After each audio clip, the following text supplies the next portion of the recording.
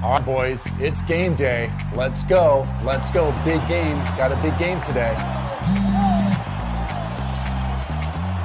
My package has arrived. Oh, sweet. Nice. Score! Great win, fellas. What game's next? G-Men are having a great year. Let's go Blue! Here we go. Primetime football. Texans, Dolphins. Let's do this. Yes! Review.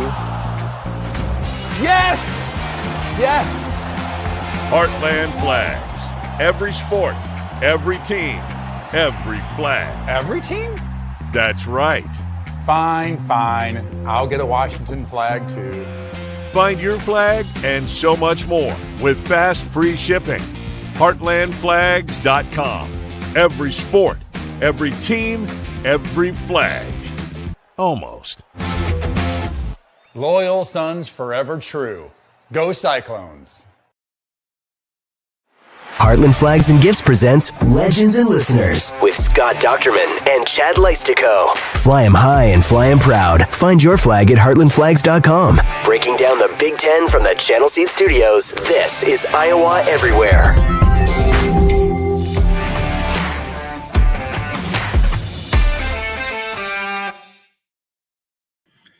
Hey, Hawkeye fans, Big Ten fans, and Iowans everywhere. Thank you for popping into episode 8 of Legends and Listeners here on the Iowa Everywhere Network. My name is Chad Leistikow, sports columnist for the Des Moines Register as always, and we are coming to you live as always from the Channel Seed Studios. There's a strange vibe around the Iowa football program right now. The team's sitting about as good as we could have expected at 4-1 through 5 games so far, and coming off a resilient 26-16 win against Michigan State. But there's certainly worry that this season could go down the tubes quickly as injuries mount. The latest being quarterback Cade McNamara lost for the season with a torn left ACL. With Iowa only a slight home favorite over a 2-3 Purdue team, those concerns are certainly shared by odds makers as well. To dig into the importance of this week's game, as well as some breaking news from earlier today and some stuff from last night too, I'm thrilled to welcome in my friend Scott Dochterman of The Athletic. As always, Scott, hope you are well, busy with basketball media days this week, and now some scheduling news this morning from the Big Ten, future opponents for the next 5 years. How are you holding up? I feel like I've just approached Naperville at 4:00 in the afternoon on a Wednesday or so. It's been a crazy morning being on with Tony Petiti and Kerry Kenny from the Big Ten and going over these schedules and the principles, and really not much has changed from the way they put these schedules together. But the schedules themselves changed dramatically. And the key takeaway, I don't know, we won't go too deep into this, but the key takeaway is that instead of playing every team at least home and away once every 4 years, it's once every 5 years by adding Washington and Oregon. And then Iowa's schedule changed dramatically. Of the original 9 opponents that were announced back in June, only 4 remain the same. 3 of them are the permanent opponents, and then a trip to Columbus, Ohio. Yay. Next year. The rest of them, they're going to UCLA. They're going to Maryland, and they're welcoming Washington to Iowa City. So among some of the other teams. Yeah, I honestly just logged into here, and I just got out of the shower and didn't even know this was a thing. So I'm kind of looking at for the first time myself too. So next year's opponents at home in Kinnick Stadium will be Nebraska, Northwestern, Wisconsin. So 3 usual Big Ten and West rivals, and Washington at home. 5 away games next year: Maryland, Michigan State, Minnesota, Ohio State, and the Hawkeyes are going to the Rose Bowl, Scott, at UCLA. Back to the Rose Bowl next year. Yeah. Kind of interesting. To scan this a little bit, it looks like we don't get to go to Washington until Seattle to 2026. So I got to stay on the beat at least that long. And then Oregon in 2027, USC in 25. So, it looks like one West Coast trip per year for the Hawkeyes in these 5-year iterations. Yeah, and that's kind of what everybody's trying to do. I mean, some of the interesting parts are I kind of figured all four of those West Coast teams would be permanent rivals, but they decided to keep their primary rivals, USC, UCLA, and then Oregon, Washington, but not all four are one another. So they've got some interesting trips ahead. They're kind of like Iowa going to the West Coast. They're only going to go to the far East Coast about once per year, twice per year in a couple of years. But no, for Iowa to be able to go to Michigan State again, that hasn't happened since 2017. So, yay, we're going to Lansing. That's a pretty good spot. But Yeah. but the Rose Bowl, hey, but for Iowa, it's so much better than for Minnesota. First time since '78 in a regular season game and '67 for a game that really mattered. Wow. Yeah. Interesting. As I'm scanning through this stuff. Iowa keeps those three permanent rivals, though. So the Gary Barta push, right, to keep Minnesota, Wisconsin, and Nebraska as permanent rivals looks like it's in place. It just means you have less variety in those other 6 games at this point. And it also looks like 9-game conference schedules, at least for the next 5 years. Oh yeah, and that was never going to change. They were going to keep that no matter what. And really, it was all about the principles. They did discuss briefly that to maybe go with one permanent opponent, but that was really nothing nobody wanted to do. Michigan. I mean, are you going to go with Ohio State or Michigan State? I mean, Minnesota Right. with Wisconsin or Iowa. So Iowa got to keep its 3. They only added one permanent rivalry, and that was Oregon, Washington. And that makes sense. And Penn State remains unrivaled like they want to be. So I think this is all played out well. There are 12 permanent rivalries within the Big Ten. And, and going forward, like Michigan really hit the mother load. Not only do they play at Ohio State and Washington, but then they play Oregon and USC at home along with Michigan State. So that's pretty fascinating. Then Ohio State doesn't get USC, I think, till 2026. So, Oh, wow. yeah. So I figured that would be a priority. Well, maybe Jim Harbaugh will be coaching the Bears next year anyway. So somebody should be. Well, I got balloons behind me to celebrate the new schedules, and it also Yes. is homecoming week for the Hawk. Actually, it's my daughter's 11th birthday this week, Yeah. but it is homecoming this week for the Hawkeyes, and a good time to wave the flag of our show's primary sponsor. Legends and Listeners is always brought to you every Thursday by Heartland Flags and Gifts, which offers free shipping anywhere in the U.S., always has fresh products, nearly every team, every sport, and every flag. They even have lawn inflatables for Halloween, which are all around my town already. If you want to dial up something new for your front yard this October, visit our friends online at heartlandflags.com or in store at 3719 Southwest 9th Street in Des Moines. That was a little breaking news from today, Scott. A little newsy story yesterday and last night. Kind of thought the sports gambling stuff would be settled, but free Noah Shannon could be a real thing. NCAA Committee on Athlete Reinstatement could approve the removal of game eligibility penalties for first offenses in sports gambling by mid-October, as long as you didn't bet on your own team. A final vote is expected in late October. So permanent eligibility still if you bet on your own team. Otherwise, slaps on the wrist, essentially. So, Scott, it looks like it's very promising, and Kirk Ferentz had some strong comments last night on his radio show about this, that Noah Shannon will be back with the Hawkeyes for the November push. I guess some good news and bad news that, for him.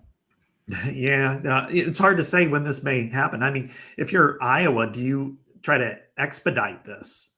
Because, it's one thing for the wrestlers, and this is good news for them too, to have this all ready to go for when they start their season. But for him, he already lost his appeal.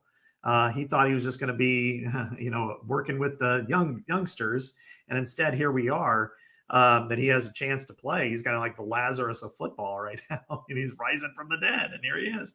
Then maybe you try to get his case especially, and maybe Deshaun Hanukkah or something for Iowa State expedited to where maybe it's next week. I mean, I know everything's finalized by the end of the month, but in their cases, this seems to be something that can happen right away.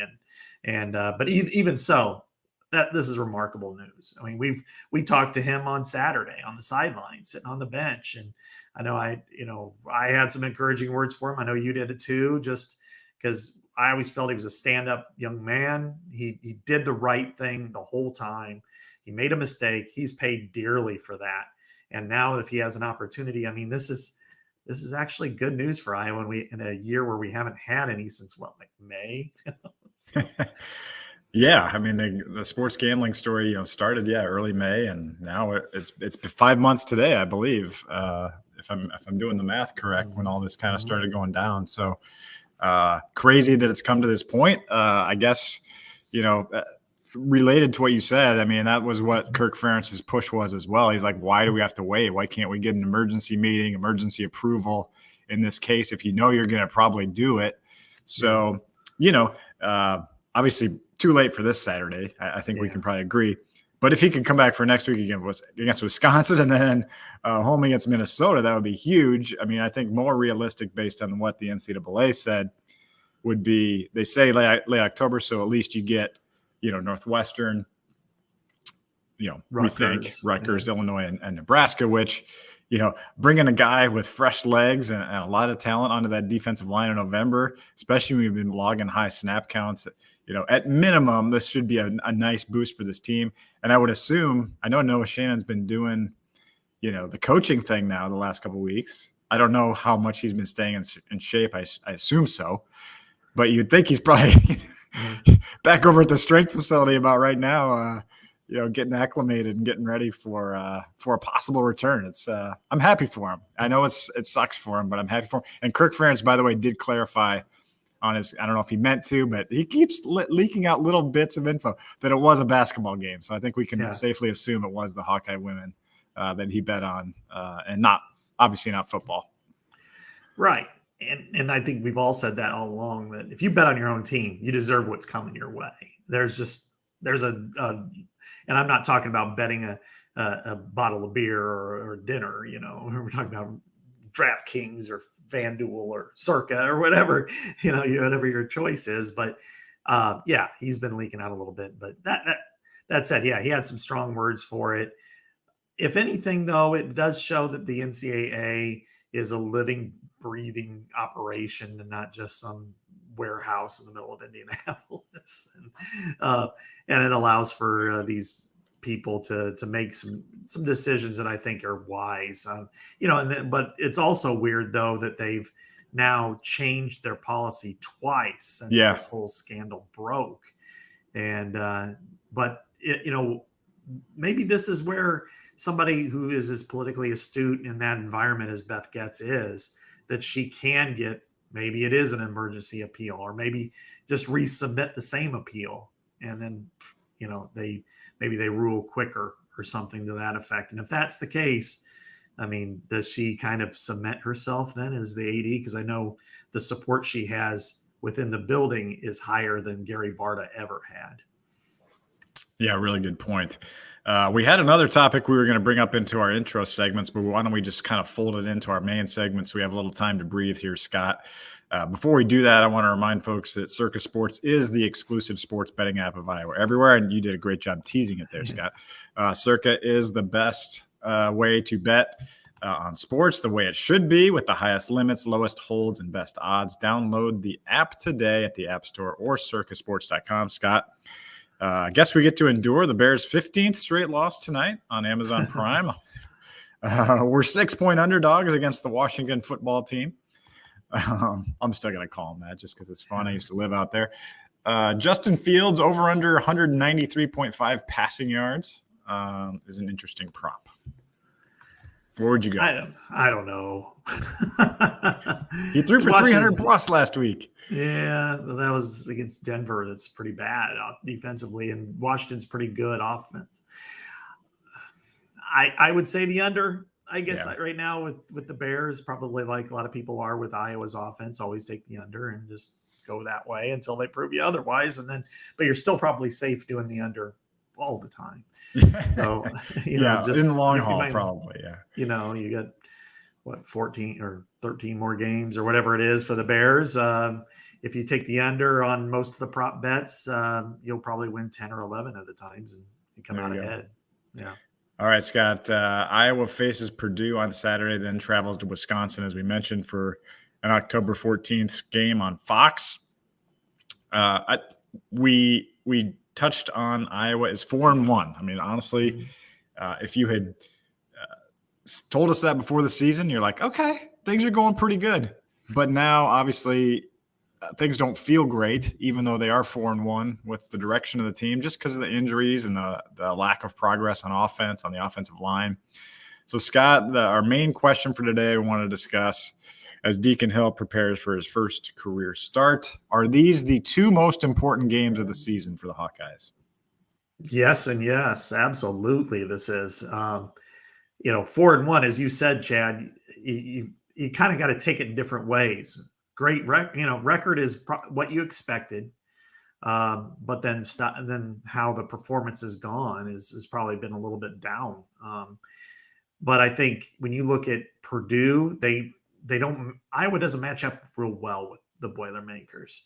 There's some areas that Purdue can attack Iowa, and specifically to me, it's the pass rush. They have 17 sacks thus far, and Iowa has shown some vulnerability, especially against Penn State in that area. And they're very aggressive, and they've got a great young mind on as a head coach, and Ryan Walters, who was at Illinois, and did obviously a great job there. And then Wisconsin, the old friends from the Northeast.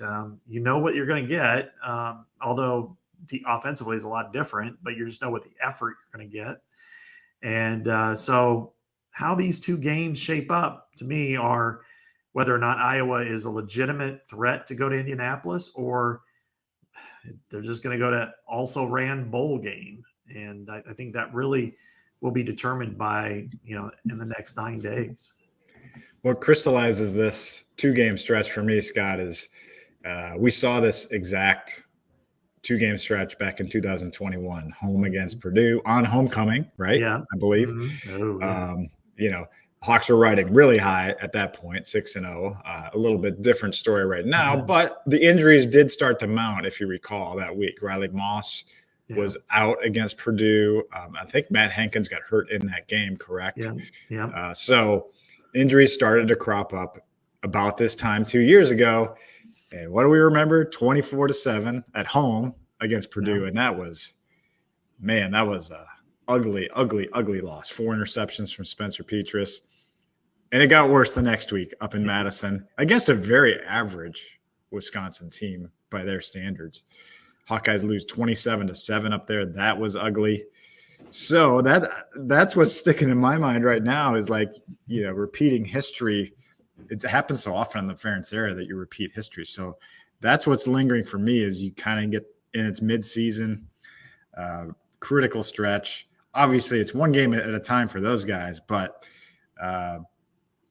you have to win Saturday somehow if you want to set up something meaningful for next week. And that's kind of where I am with this 2-game stretch is okay. I'll give you this. You could lose this one and still run the table, so to speak. But if you lose this one, it's highly concerning for me that they have any chance to run the table, let alone win in Madison, where they're, really have not been good for the majority of the last, 13 years, right? Give or take, yeah, I would say so. I mean, they won 10-6 in 2015 with. That's about how they have to win. Yeah, right. I mean, I think we look big picture at this team, and it just looks very ordinary. Let's be honest. The defense is good, not necessarily great. It's given up too many yards. It took away the ball, but it's not really getting after the quarterback.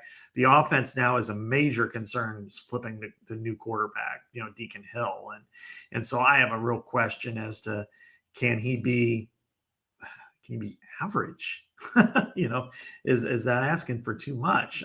Last week, he was 11 of 27, but there were, 5 or 6 drops, depending. That's how I counted them. They counted 5. I counted 6. Can the offensive line pass block? Can it run block? Can the receivers catch the ball? I mean, stupid little things like that, I think, are really important. And, when I look at this Purdue team, and there's no superstar like there was 2 years ago. There's no David Bell. There's no George Karlaftis. Hudson Card runs a little bit better than Aiden O'Connell, but I like Aiden O'Connell better. He's a starter now in the NFL by injury, of course. But, so I look at this matchup and I think, yeah, Iowa is capable, but, they're also, again, they have pressure points on this team that could be a real problem. So it's going to be about how do they put this game plan together? How do they avoid their tendencies, which are just in sirens? And I went through them all, and and it's coming out tomorrow. And it's like, whoo, you got to watch this stuff, bud. But I don't know, they're still capable of winning it too. Yeah. That's where this game gets interesting, is that they could very easily, there's an easy way to find a path to a 6-6 season at this point, even though they're 4-1, because you lose this week, you lose next week, Gophers, dying to beat you. Yeah. You're going to be reeling at that point. Right. Now, we know Ferentz can rally the troops, but I mean, there's not a gimme win anymore, even though you might have thought so. Like earlier in the year, and you had Northwestern, Rutgers is playing better. Northwestern is at least showing some fight. And then you lost to Illinois last year. You lost to Nebraska last year. You never, those teams are going to, who knows, be playing for their season in late November. So, I mean, to me, 6-6 is on the table. I don't know. I wouldn't probably go worse than that. I think Ferentz, history shows he's going to find ways to win a few games in here, at least. But I also would say 11-1 is also on the table, which is crazy to say. I don't know. What do you think of, like, I kind of went over the worst case scenario. I think we can all envision that, the way things are looking, right? But what do you think, like, the best case scenario is for Iowa to kind of – they're not going to be a great team, and they're not going to win the Big Ten title in Indy if they get there, I don't think. Unless Maryland, wins it and then falls – Tagovailoa gets hurt or something. But what does a path look like for you? How do you get to maybe a 10-2 or 11-1 type of Big Ten West winning season? I think it really starts with, they're going to have to go all in on Ferentz way, which is little to no penalties, no turnovers, and on your own, and generate several on defense. That's going to be number one. But I think that's not just the path. You're going to have to win some games, not just.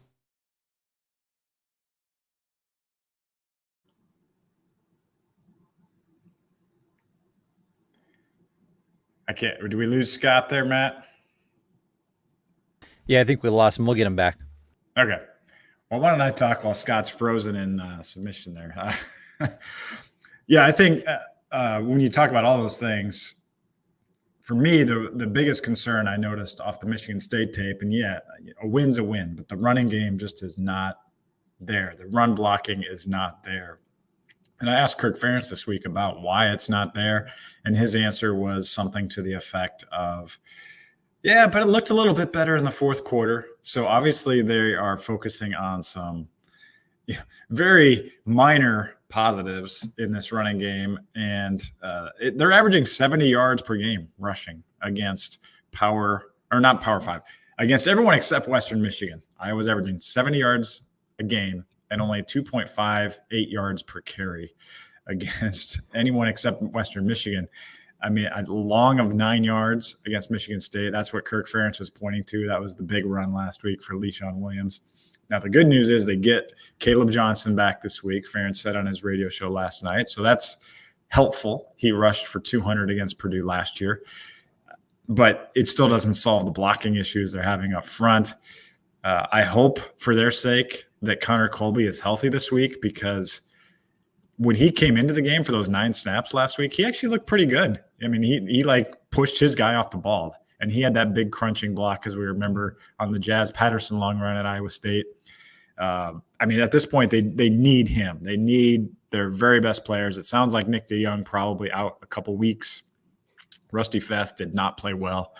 So they are really hurting up front right now. And even Scott, I think you were standing there with me, and Logan Jones was talking about confidence with this offensive line lacking. And I was like, oh God, that's not good. That's not good going into Big Ten West play. Yeah, you're right. You do not want to have your center talk about confidence. That's what you talk about with your receivers, your kicker, your quarterback. maybe your defensive backs, but not your offensive line. Your offensive line should be worried about kicking ass. That's it. And so if they're lacking for confidence, it's like, well, what's not giving you confidence, and what is the problem here? And that really comes back to coaching. I hate to say it, but you're not putting your players in the best opportunity to be confident, or they're not being trained well enough to be there, or they're not good enough, period. And none of those three scenarios are any good. I agree with you, Connor Colby. I think he's the best lineman on the team. And now that he's really settled at that position, he has taken off. He's been really good as a puller when they're going more counter. And they've leaned into that a lot more. But I have question marks. Some of the time they're hitting their blocks, but too often they're not. They're not really in sync well enough when it comes to zone to really run that with regularity. But having Caleb Johnson back, you hope we see the Caleb Johnson we expected going into this season, because the first couple of weeks were not good, and then he's been hurt. If he can get going, he doesn't have to go 200 yards like he did last year at Purdue, but if he can get going, then that changes the dynamic, I think, on the offensive side. I know everything always devolves into an offensive discussion. I realize that, even with our best intentions to not dwell on it too much. But when I rewatch the game, and I know you track personnel groups in an outstanding fashion, and you've got the tendencies piece coming out tomorrow. But I feel like, here's an opinion I have, and maybe I'm wrong. You tell me if I'm wrong. I feel like this 13 personnel crap gives you no upside for big plays on offense. And these guys, without Luke Lachey in there, you're just not getting the blocking you need out of that package. And you're basically at a ceiling. Maybe you're getting maybe a 15-yard pass on a bootleg or something like that. You're not cracking big runs out of it typically. Again, with no Lachey anymore. I feel like it's time to get rid of 13. And I know there were drops last week, but I would just still like to see more 11 personnel going forward, and lean on the big arm quarterback and maybe some bigger plays, because Purdue does give up some big plays. Yeah, for sure. It's time to force it. I know that's not what they want to do, but it's time to put three receivers on the field consistently. And now they're at like 20. I counted it up, 72.7%. They have at least two tight ends on the field. But that number has dropped only a little bit since Luke Lachey was hurt in the third game. It's gone from 76 to 72. That, I think, yes, sprinkle in Addison Ostrenga or Steve Stylianos, but don't withhold snaps from Seth Anderson or Nico Ragaini to make sure that they're on the field. And I agree with you with 13 personnel. It's just like, after a while, you're like, come on, man. You're trying to force something that's not there. It's not like when you had Nate Wheating, TJ Hawkinson, and Noah Fant. You've got, and even back then, their high was 61.8%, which means play more so time. Strange, yeah. Yeah, you're developing a specialist, environment, but but right. But then there are the other tendencies, and I don't have the numbers directly in front of me on this, but it's things like, I'll give you this, that the only package where they're in both under center and in shotgun is 12 personnel, 2 tight ends, 2 receivers, 1 running back. And sometimes they go out wide, 5 wide. Sometimes they have 2 tights and whatever. The rest of them, including 11 personnel, which has been 71 snaps, every single one of them has been in shotgun. That's not been the case in the past. Sometimes they've been under center. But now every single time, or every single time they've been in 13 personnel or 21 or whatever, they've been under center. It's an either or. And that's a tell every time you're in shotgun. And the thing is, when you go with 70 out of those 71 plays, 56 are called pass plays. So, the others have been a combination of run, like jet sweep, or has been draw, Yeah. It's, things Trent like that. Breed. Yeah. So it's just like it's pretty cut and dry what you're doing, and you're not good enough to do it anyway, especially when they know what's going to happen, the opponent. Well, can't wait to read that article on The Athletic tomorrow. Good work on that, Scott.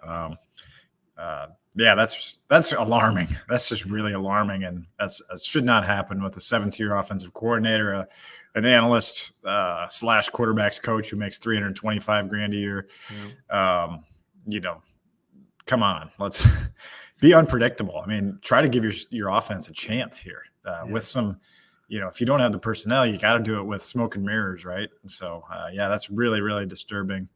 On that front, Scott, I wanted to ask you about Deacon Hill, what to expect in his first start, because this is, as we talk about this 2-game stretch, you got to win this one to make next week important. So what do you want to see from Big Deke on Saturday in his first start? He's got a little different skill set. He can move a little bit more. He's tougher to tackle. It's weird that a 258-pound quarterback has more mobility than a Michigan transfer, but here we are. It's always weird with Iowa football. So what would you like to see out of the offense with Big Deacon Hill under center? There he is. He is Big Deke. A lot of great nicknames out there, by the way. Just search Twitter. Right.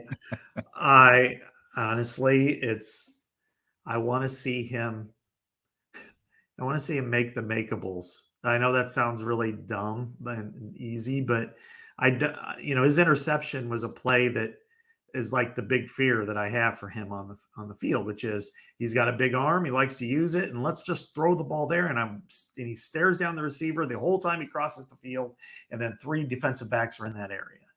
That's exactly what he doesn't need to do. And that's what I've noticed him doing in the past when we've had open opportunities. What he needs to do is not do that.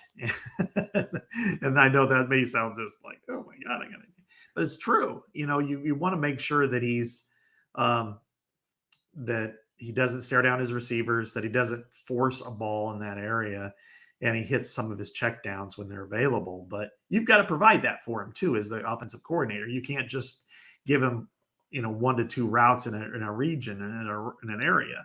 So I'll be very intrigued to see what the game plan is helping him make those plays, because it's not just him and it's not just the receivers. Now, if they drop it, it is, or if he makes a bad pass, it is. But he's going to have opportunities to make those plays. And that's where Brian Ferentz and John Budmeyer and the rest of the staff have to help him make those plays. What about you? What do you think? What do you want to see? Yeah, I think you got to come out throwing. I don't think you can try to wait around and try to establish the run. I would go the other way. I would come out throwing, get him into the game, get him involved in the game. I'm sure they're stressing low turnovers this week, and he's probably in his own head already, thinking I can't throw the interception this week. I can't throw the interception this week. I got to get my checkdowns. So I don't necessarily like that. I almost just want him to be Deacon Hill and just see what happens, because I think that's where the upside for this team is if he kind of takes this quarterback job by the horns and you just kind of let him go. Let him see what happens. Let him take this team, kind of like you did with Drew Tate back in 2004. And, when you didn't have much of a running game either. And he made stuff happen. It was a little bit of a surprise, and it was a pleasant surprise. And so I guess I'd like to see them come out winging it and, live with that. Just, it's okay. It's okay if you lose the game trying to be something. Try to get your offense moving in some way. Try to get this, try to make opponents respect more than nothing, Right. So you might as well give him a shot. And the good news is, I feel like anyway, I don't know if the coaches have much confidence in Joe Labus. He's not a Budmeyer guy like McNamara or Hill, obviously, but we've heard good things about Joe. He may not know the offense as well as everyone. And he was hurt in the summer. We get asked about him a lot, but I'm not uncomfortable if he has to come into the game, and I hope Iowa isn't afraid to put him in the game if they need to. Heck, people were calling for him 2 years ago, right? So Right. I don't know. I just want to see him let it loose here. You really don't have that much to lose this season. I mean, it's not like you're expected anymore to win.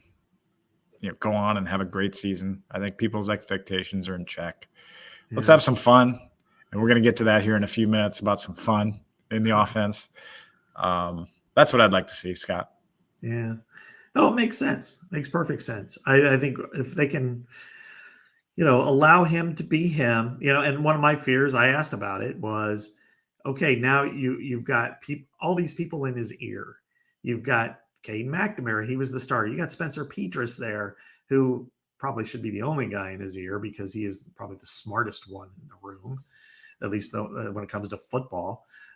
You also have John Budmeyer, and you have Brian Ferentz, and all these people that they've been there before and they can talk him through stuff. Well, ultimately, all those voices aren't going to help him and then if they are in his head while he's trying to throw the ball, then bad things are going to happen.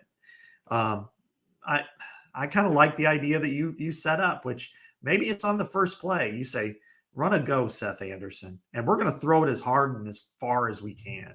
And maybe it is a 60-yard pass in the air, and maybe it's overthrown, and maybe it's out of bounds. But I think when you send that message that we're not going to play around, we're going to come after you, then I think that's really helpful. And coming back to your 13 personnel, Chad, is this team doesn't run the ball very well. And yet when you bring in 13 personnel, you bring all the defenders into a closed, confined space, and it's not hard to cover people in that area. So you're not doing yourself a very big favor. You don't have George Kittle out there blocking, he would do, and Laporta and Hawkinson were good blockers too. And you don't have established receivers other than Eric All that can really break out of that. So I think more in the line of let's just wing it. I like that idea, but they got to run the ball too. Yeah, absolutely. So I wanted to leave a few minutes for this topic because it's a good podcast topic. If not now, when for Cooper DeJean to play offense? Neither of us are suggesting he goes two ways and plays 35 snaps on offense. But give him 7 snaps, give him something like that. Very simple package of plays. You and I were kind of talking about this on the side the other day, and it's not hard to – number one, he's unbelievably talented, unbelievably sharp. He's been a high school quarterback. Put him in Wildcat. You did it with Tyler Goodson in 2020, and it was super effective. Go back and watch the Illinois game, fourth quarter. Iowa marched right down the field in a 4-minute offense type of situation with Tyler Goodson at quarterback, frankly. Yeah. And they put the game away. I think it was 28-14 or something like that at the time. And they ran right down the field, scored a touchdown. Reverses, jet sweeps, keepers. You can't tell me Cooper DeJean does not have the instincts, the skill set to run that type of thing for a handful of snaps. It's going to keep defenses off guard. I think that's where I'd land and how I would use Cooper DeJean. Not saying Kirk Ferentz made it sound like it's probably not going to happen. Cooper's open to it. What do you think, Scott? Well, what I think is different than what Kirk Ferentz thinks, and that is they make offense look so hard, and it's just not good. I mean, the numbers speak to that, and they've spoken to that for years now. And there are years where the aberration is when it's good, not when it's bad. Yards per carry is this way, and the way that they throw the ball, it just seems like it's. And remember 2016 when Matt Vandenberg had his leg broken or foot broken, and then it's like you average 100 yards, or going back even to 2012 with James Vandenberg, you take a quarterback who threw 25 touchdowns and drop them all the way to 7. And so when you look at it and go, Cooper, man, we saw him in high school. Is it that hard to take the snap and fake a handoff or give a handoff and then run. Keep the reads down in the passing game. You might even only have one option in the passing game if you allow it at all. But my Lord, throw some imagination and creativity in it. And this fan base as well as anybody, Chad. You've been around it your whole life. If it's 2nd and 9 at the 34-yard line and Cooper DeJean gets in the shotgun, what is going to happen at Kinnick Stadium? The collective cheer will knock us out of the press box. It will be as loud as it ever was. Probably the loudest I remember was Brett Greenwood's interception against Wisconsin in 2010. And it will be louder. It will be a standing ovation. The entire state will be on its feet. It gives me goosebumps thinking about it because I want to see fans that I care about and interact with excited for a change. Just do it, man. Just get the energy out there. And it doesn't have to be Wildcat. I think we both think that's probably the best way to do it because it gives you more options. It's not like he's you could have him out there running a go route or a wide receiver screen or take a handoff, whatever. Mm-hmm. But you're letting Cooper's instincts take over, which are the best on the team. You've written about it, maybe the best guy with the ball in his hands since Tim Dwight. And he brings that energy too. He's got that Tim Dwight feel to him, just where he can. And heck, Tim Dwight did play a little defense in 1997. So Hayden Fry let it happen. And I think Timmy had an interception. I think at one point, I think he was. Maybe not. Maybe I'm embellishing like Rudy here. But anyway, I would just love to see it just for the, just seeing them push the envelope. Again, we haven't seen really any creativity in the offense at all this year. No fake kicks, anything like that. We just haven't seen much. It's just uninspiring. So inject your fan base with a little bit. Give defenses something to think about too. And think about the team. I mean, think about where they're sitting right now. If he goes out there, that's going to provide a bolt of energy for them, for the line, for whoever. And all he has to do is stand there in the shotgun, have. Uh-oh, we might have lost Scott again. Oh, stand there. There we go. Go. Yeah.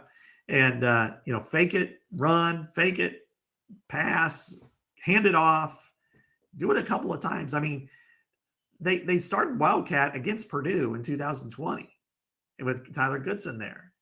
Back at Purdue when nobody else was watching it except on TV. Do it, man. Just do it. I don't get it. I wouldn't want to put him at just wide receiver or even running back for that matter. But at quarterback, you're down to Deacon Hill. And what happens, God forbid, but this could happen. What happens if he's 10 of 30 with 4 interceptions? What are you going to do then? I think this is a way that kind of protects you. And you know what? Have Deshaun Lee go in once in a while. He's pretty good. He survived. And you're going to survive without Cooper next year. I just don't. But I know that's a counter to the rules. So yeah, Kirk Ferentz invoking pitch counts in baseball. But he like blasts that they're on pitch counts in a way. Like, why do they take him out after 7 innings and a no-hitter nowadays? But then he's like, whatever, like quoting pitch counts for a reason not to play Cooper on offense. So it's so weird. It's so weird. Yeah. And if he plays offense for a series, like you said, put Deshaun Lee and Jamari Harris out there at corner for one series. Yeah. It's not going to kill your defense. And it's not like, with injuries. Yeah. Okay. If he gets hurt, what if he tears an ACL playing offense? Well, you got him out there in punt returns anyway. And you've already, it's silly. It's silly. And how about this, Scott? I know we always go long, but if it works, if it clicks in any way, you could have a pretty good red zone offense. Put him in there inside the 10-yard line. You're then playing 11 on 11, which Iowa never does. You have a quarterback that stresses the defense because you can't just rely on him being a handoffer or a passer. He can run and then you can roll him out and you can find things. And, he's not going to be a pro quarterback. He's going to be a pro defensive back, but he could probably hit the open guy if there is one. You're not asking him to throw it on a BB, or anything like that. I think that would, and again, we've dealt with this program and it's kind of in a dreary state at 4-11 or 4-1. And it just, kind of floating along, and it's not inspiring, and offense is ordinary, defense is pretty good, but offense is somewhat ordinary. And this would invoke so much energy into this, in this whole system. And we could use that. And Lord knows the stories that come out of it. It's really about us, Chad. It's about the stories. And we could be writing for days. It's like having Thanksgiving with a turkey instead of, turkey sandwich without bread.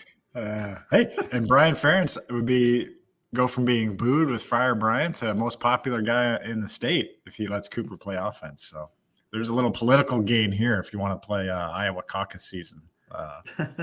Win some points with the fans, with the voters, with the fan base. Absolutely. I mean, we should both run for chief of staff over there. All right, Scott, we're about out of time, but some pretty interesting Big Ten matchups this week. You got Nebraska at Illinois on Friday.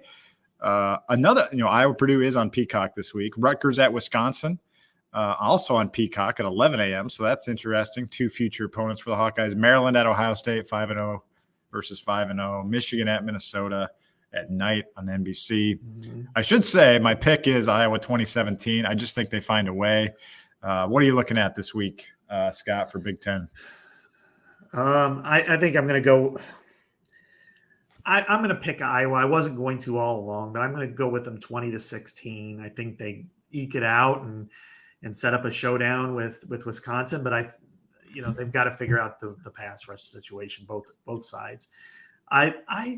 I think Minnesota might hang. I don't know if they're going to win, but I think they might hang. That's for the jug, the oldest of the trophies, not the best, but the oldest. And I'm sneaky intrigued by the top two matchups involving Maryland and Rutgers. I think Maryland has the offensive explosiveness to at times keep up with Ohio State. I think Ohio State's better, and then Rutgers at Wisconsin. The Rutgers has played hard and they're physical, and they're finally got to that point under Greg Schiano where they could compete. And so I think Wisconsin's better, but I also think that this could be one of those games where if it gets in the fourth quarter and it's competitive, Rutgers might be able to pull that out. So I like Ohio State and Wisconsin to win, but I think Maryland and Rutgers might be in there for a 4-quarter game in both of them. Great stuff as always, Scott. And thank you, fans, for supporting Legends and Listeners. We've heard from so many people, especially about last week's show, kind of the passionate conversation we had about the Iowa offense. We really appreciate that. We appreciate you listening. For Scott Dochterman, this is Chad Leistikow. Enjoy the game Saturday at Kinnick. Join us next Thursday at 11 a.m. from the Channel Seed Studios as we'll preview the battle for Albert the Bull, as Drew Ott called it way back in 2015. Yes. And we will talk to you again here next week on Legends and Listeners on the Iowa Everywhere Network.